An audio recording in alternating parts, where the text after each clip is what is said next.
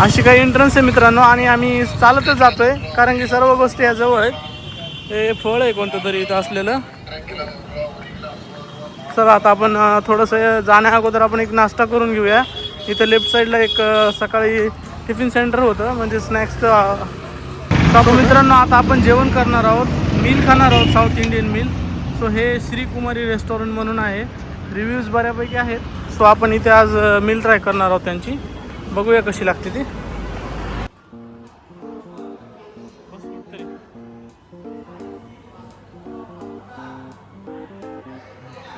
Order केले south Indian meal मित्रांनो, कारण की दुसरं काही खाऊ वाटत नाही आहे इकडे.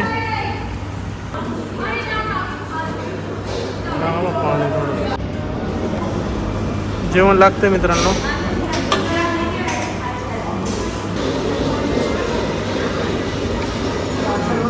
चांगली चव आहे. कशाची भाजी आहे काय माहित नाही मित्रांनो, पण छान लागते. ताट रेडी झालेलं आहे आपल्याला. आता सांबार टाकून मस्तपैकी जेवण करूया. हे कशाची भाजी आहे माहीत नाही, पण छान लागते.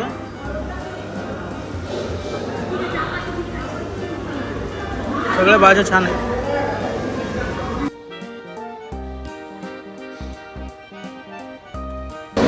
सांबार आहे मित्रांनो, त्यासोबत एक भाजी आहे आणि रस्सम पण आहे. सो आपण एक एक ट्राय करूया. हे तर मला सांबार तर छान लागते आणि भाज्या पण सगळ्या छान आहेत. एवढा आहे प्लेटमध्ये. त्यासोबत एक छोटीशी अशी वाटी खीरची पण असते. मस्त जेवण आहे मित्रांनो. आणि तुम्ही जर असाल इथे कन्याकुमारीमध्ये तर इथलं जेवण नक्की ट्राय करा. आम्हाला तर आवडलं आहे. तुम्हाला आवडलं की नाही आम्हाला नक्की सांगा.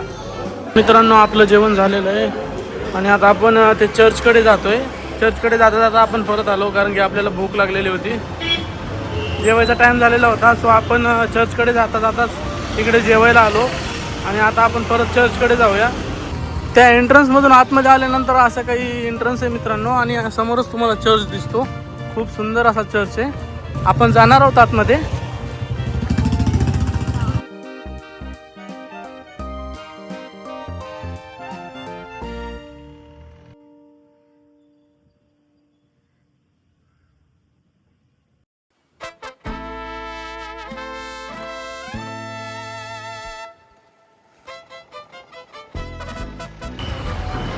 तर चर्चमध्ये आलेलो आहोत मित्रांनो आपण. आता आपण आपले शूज वगैरे बाहेर काढून घेऊया आणि आतमध्ये जाऊया.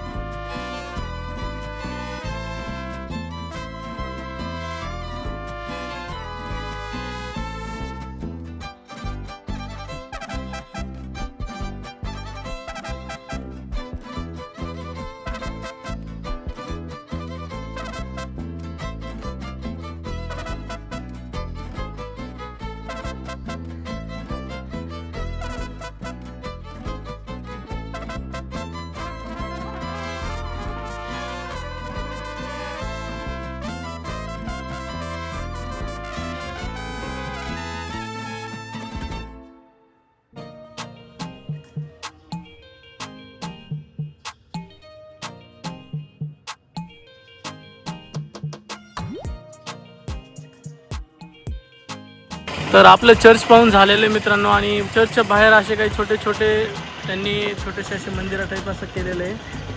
इथे पण आहे, इथे पण आहे. आणि समोर एक छोटंसं असं मोठं असं थोडंसं समोर एक हे एक छोटंसं असं मंदिर टाईप त्यांचं चर्चचं एक छोटंसं आर्किटेक्चर आहे. आता आपण डायरेक्टली बीचकडे जाऊया. जमलं तर बोट राईडसुद्धा करूया.